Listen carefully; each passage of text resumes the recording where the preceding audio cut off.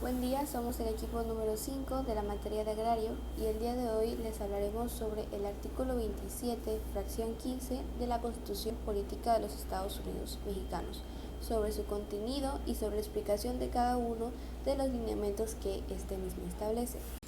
Ahora bien, el primer párrafo que establece esta fracción del artículo 27 menciona la prohibición de los latifundios. Ahora, ¿qué son los latifundios? Los latifundios son grandes extensiones de tierra que exceden más de 100 hectáreas que pertenecen a una sola persona. Pero entonces, ¿cómo fue que se prohibieron los latifundios? Todo data desde el siglo XIX, durante la época del Porfiriato. En esta época se expidieron diversas leyes de reforma que buscaban que grandes extensiones de terreno baldío y otras tierras que pertenecían a la iglesia fueran adquiridas por diversas personas. El problema de estas leyes fue que estos terrenos solamente al momento de querer desesperadamente venderlos es que los vendían a un precio muy bajo, es decir, incluso 100 hectáreas podrían valer 20 centavos de peso o incluso menos.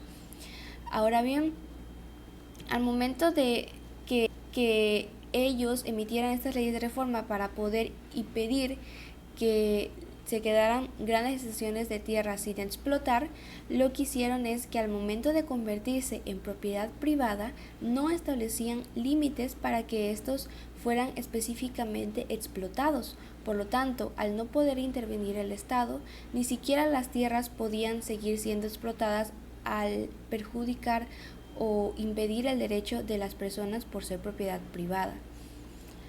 Ahora, ¿cómo fue que se prohibieron?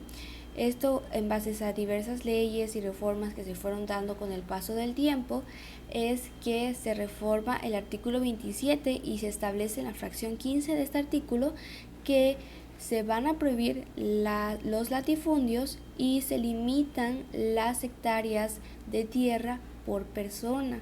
Al momento de limitarse esas hectáreas por persona, es que establecen diversas bases y delimitaciones también para poder adquirir estas grandes extensiones de tierra, específicamente para que estas fueran explotadas de manera agrícola, y es aquí donde surge lo que se denomina como pequeñas propiedades. Estas pequeñas propiedades en la ley se clasifican de tres diversas formas o maneras en las que pueden ser explotadas o aprovechadas, que es la pequeña propiedad agrícola, la pequeña propiedad ganadera y la pequeña propiedad forestal. Sin embargo, entonces, ¿qué son las pequeñas propiedades? Está grabando muy bien. La pequeña propiedad del fundamento de la petición de constitucional y la ley agraria en su título quinto se desprende que es una pequeña propiedad.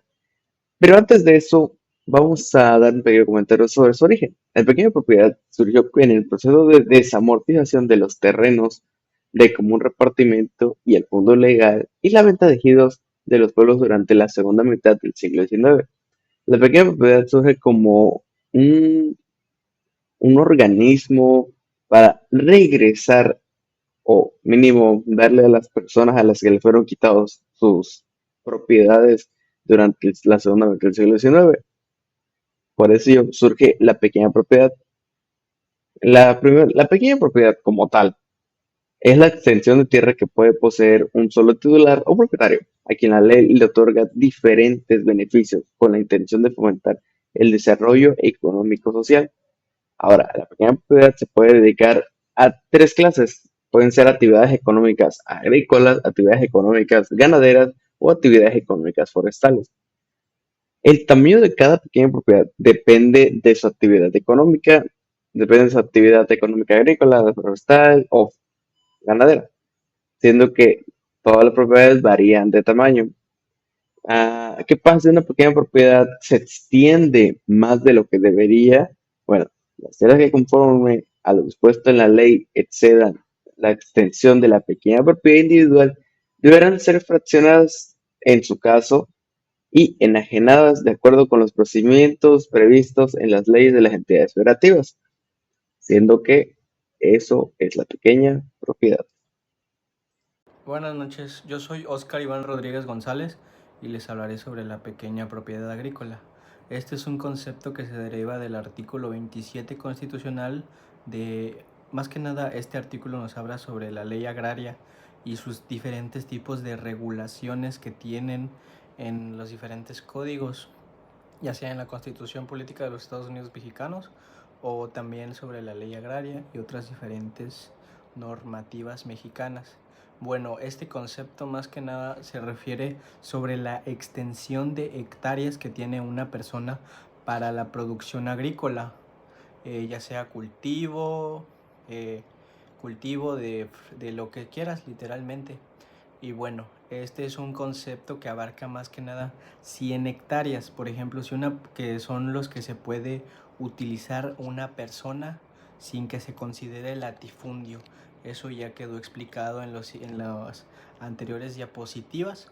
Y bueno, por ejemplo, para una cuestión agrícola, lo máximo permitido por la ley son exactamente 100 hectáreas y para la pequeña propiedad ganadera son hasta 800 hectáreas dependiendo de las cabezas de ganado o de lo que sean los cultivos.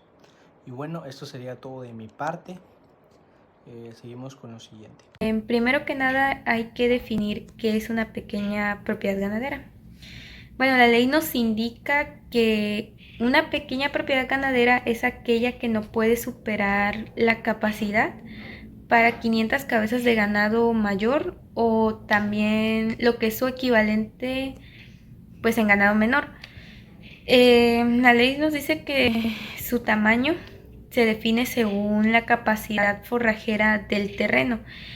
¿Qué nos quiere decir esto? Pues básicamente la cantidad de alimento natural que puede producir sin agotarse.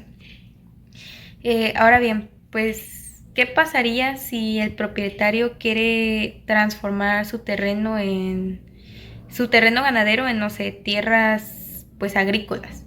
La ley sí permite esto. La ley permite esta conversión, pero con una restricción importante. Ni es que no puede exceder pues los límites establecidos para la pequeña propiedad agrícola. La ley nos indica que para determinar hasta dónde se puede hacer este cambio, se va a tomar en cuenta la calidad del suelo antes de que se haga la mejora. ¿Por qué se hace esto? Pues básicamente esto se hace para evitar que alguien pues modifique artificialmente su tierra y reclame más superficie de lo que está permitido, ¿no? Entonces ahí vamos a otro punto. ¿Por qué es importante esta regulación? ¿Por qué nos lo marca en la ley regular las pequeñas propiedades ganaderas? Pues bueno, básicamente porque evita problemas como la sobreexplotación del suelo, que eventualmente se deteriora pues por la gran productividad que se maneja. Al final de cuentas la tierra pues se deteriora, entonces pues por eso está regulado. También por la concentración de tierras, ya que afectaría pues a pequeños productores. También se hace para evitar, no sé, un desequilibrio entre lo que es la ganadería y la agricultura, que al final de cuentas pues afectaría la producción.